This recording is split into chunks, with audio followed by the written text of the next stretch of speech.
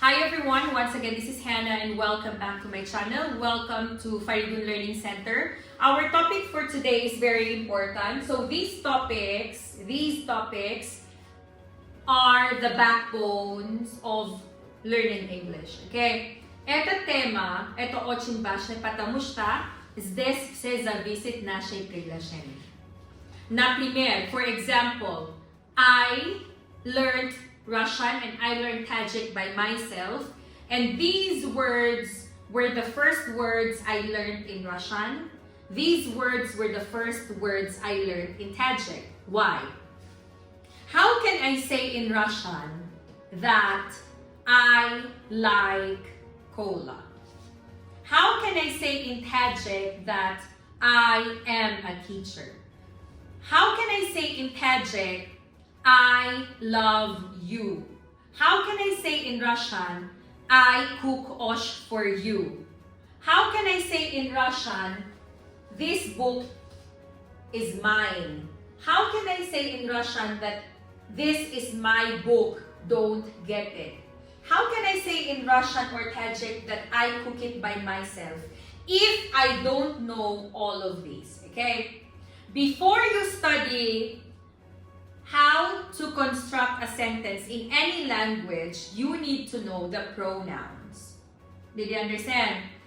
And this one, you should know it by heart. Kori azyot ne. You understand? You need to know it perfectly so that you can use it properly in the right sentence.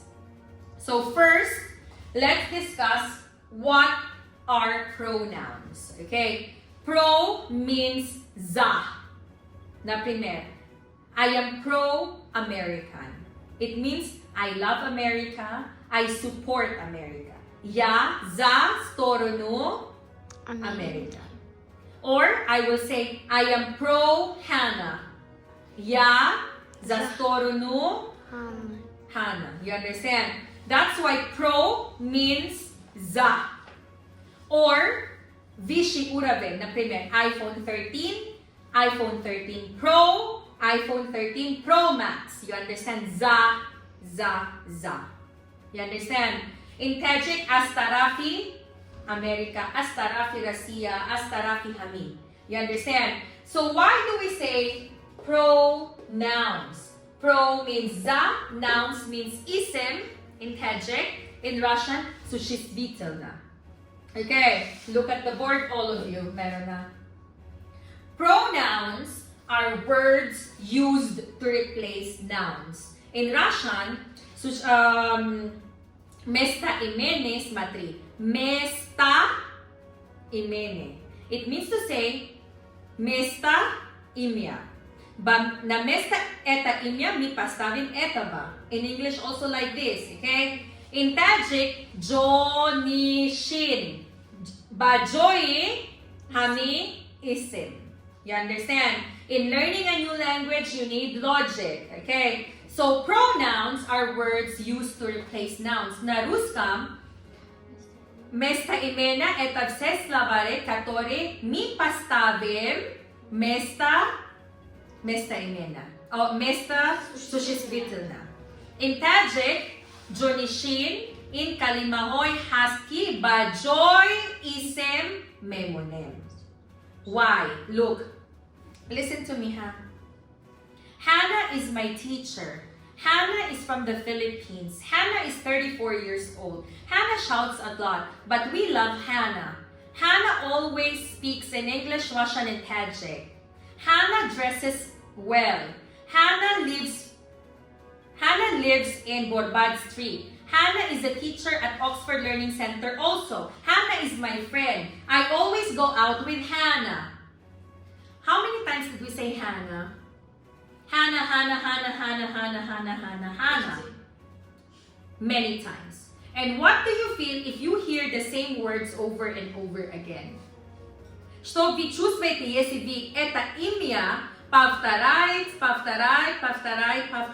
Надай. You understand?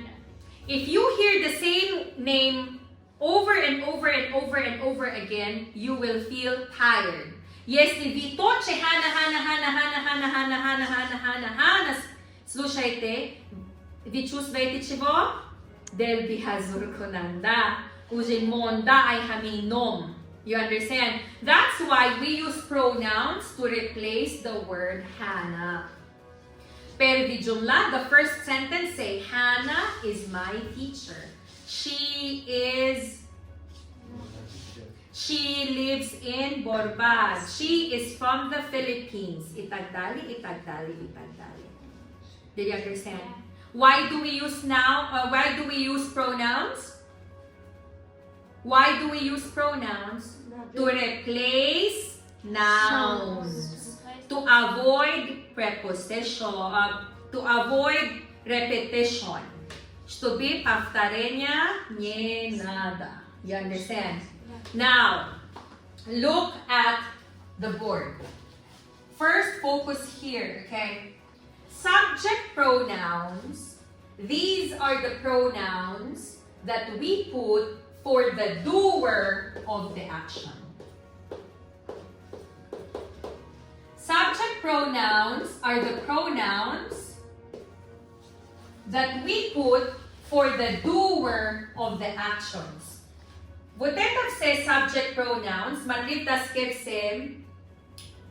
these subject pronouns, these are the pronouns that we put for the doer of the actions. Doer, what is doer? Purkунандай amal. Okay? So subject means the doer of the action. Кто человек, кто это делает, действует. Кто кушает, кто делает, кто преподает, кто идут, и так далее, и так далее, и так далее. You understand? This is your mubtado in Tajik. Okay? Subject in English, in Russian, subject, in Tajik, mubtado. Молодец, знаете перевод. But you don't know what is the subject. You just know the translation, okay? Subject is the doer of the action. Subject – это кто-то делает главный глагол. You understand? Mubtado in ijirokунандай amal as the jumlay mo. Did you understand? I, ya, man, we know it, okay? You, ti, vi, tu, šumo, we, mo, mi, they, ani, onҳо, he, on, u, писар, умар, she, u, духтар, вай, духтар, ана, it, это животные или это вещи. Смотри. I, it means the person speaking or the person doing the action, okay?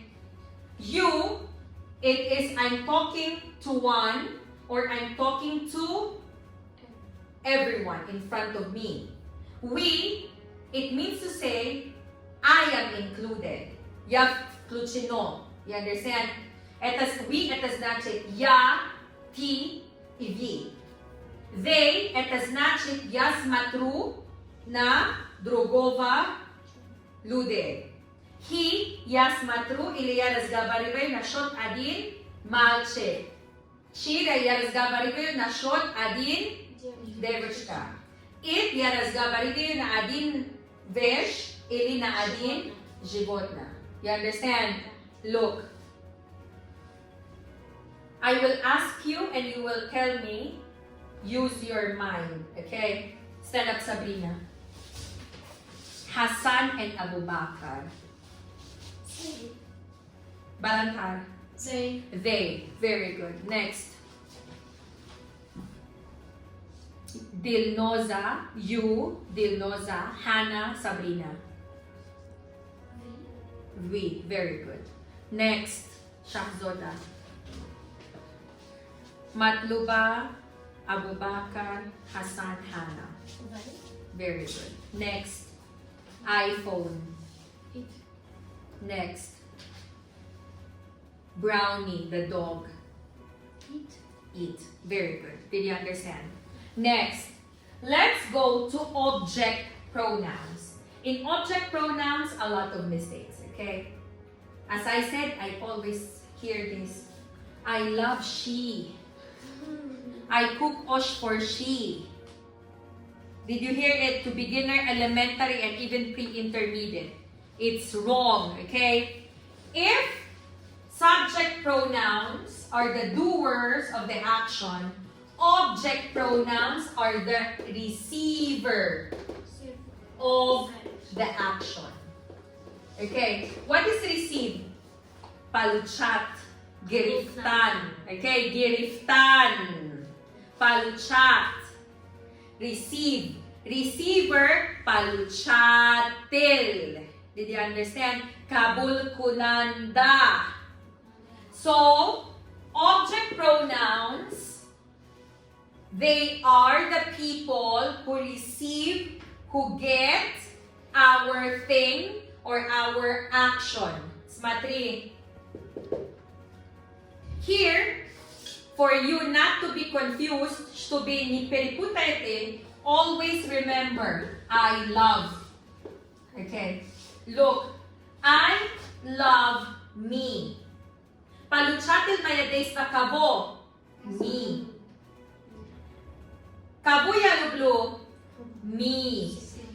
Did you understand? I love you. Paluchatil ishtima. Kabulkunanday ishtima ki. You. Paluchatil lubov ki. You. I love us. Kamuya lublu. Us. Paluchatil maya emotsya. Us. You understand? I love them. Paluchatil maya lubov ki. Them. I love him. Eta vamalchik. I love her. Paluchatil. Kamuya lublu. Whom do I love? Her. I love it. Eta va. Smatri. This is very confusing for some, but if you explain this, it will be easier to them. Look, when you explain, starting tomorrow, you will say, I love me. Man, khudamro dus medoram. I love you, man turo dus medoram. Man, moro dus medoram. Man onҳоро dus medoram. Man vайро dus medoram. Man vайро dus medoram. Man inro dus medoram. Another example that you can use will be, I cook osh for. It will be easier for you to remember it with I love and I cook osh for. Look, I cook osh for me. Dila kavoya gato dila osh. Me. I cook osh for you. Dila kavoya gato dila osh. Paluchatil osh ki. Us. Paluchatil osh ki. Them. Him, her, it. Did you understand? Ishoras, abrat na. Meron na, you are not listening, ha? I can see it in your face. Subject pronouns, ijirokonanday amal. Object pronouns, kabulkonanday amal. Ponele. Next, possessive adjectives and possessive pronouns. Eta toshen sigda ludey putayon. Smatri ababakan. Possessive adjectives, naprotiv, possessive pronouns. Again, possessive adjectives, naprotiv, possessive pronouns. Look, possessive adjectives comes here or come here. Possessive pronouns come here. Maksan, smatri. This is my book. This book is mine. Did you understand? It's logic, okay? Possessive adjectives, my, your, our, their, her, its. It can come here or it can come here. Example, my book is red. Did you understand?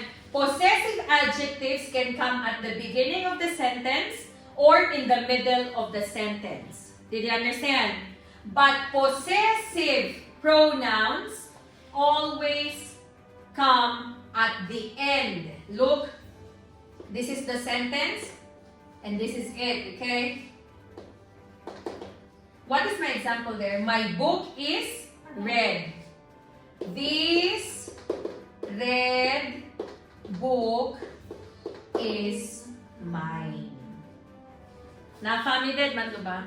Shumochi. Smatri Sabrina. Possessive adjective comes in the middle of the sentence. Tarjuma del Noza.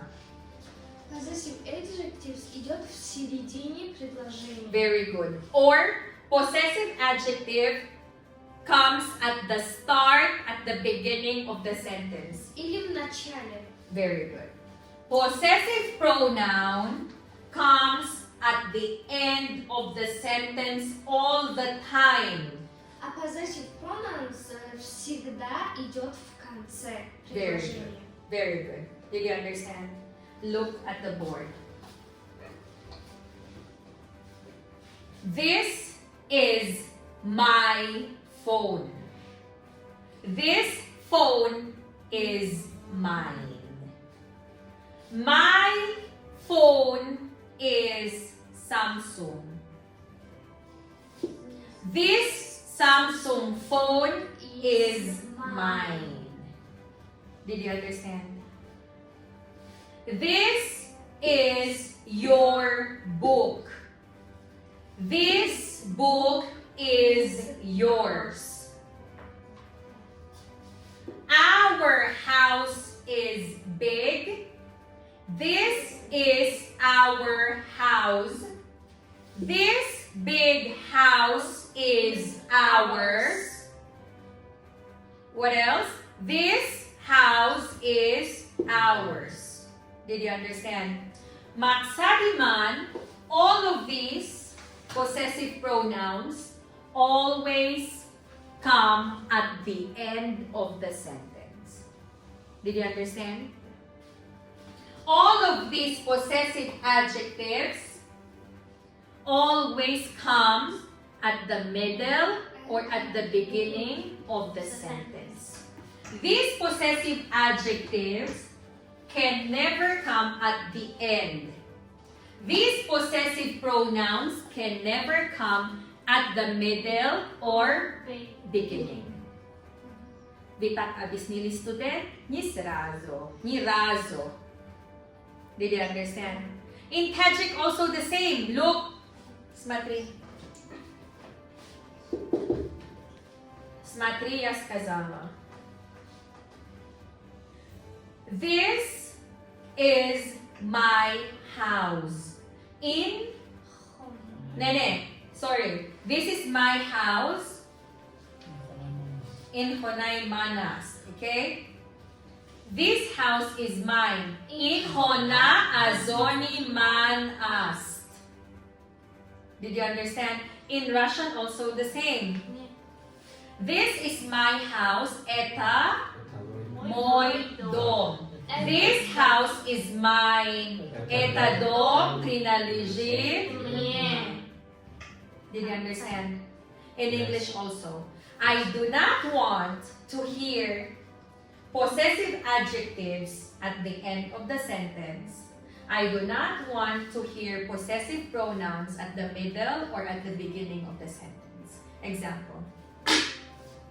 Every time I hear this, I ask, example, Hana nashla этого книга, например. I will say, чья книга? Everyone listen, whose book is this? The students answer me, my Miss Hannah, my. Mesha ba my? Mine. This book is mine. You understand? every time I ask this all the time. Когда что-то я нашла в сив или че видела в комната, я спрашиваю, чей хами? Who owns this? Okay, the answer should be mine, Miss Hannah, mine. You understand? Another mistake that I always hear. I talk to my students. Знаете, я люблю ощ. Я сильно люблю ощ. Я так всегда скажу, например, «Эй, I love ощ». Они отвечают, «I too». Мешава «I too». Почему так отвечаете? Хаматон. It should be me too. Why? I love ощ. Me too.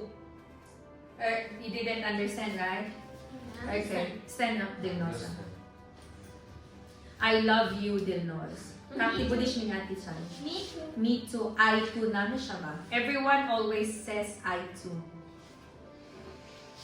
Did you understand? Stand up, Abu Bakr. Он любит и он тоже любит. Как ты скажешь? Hassan loves and me too. No. этого мальчик тоже не ты.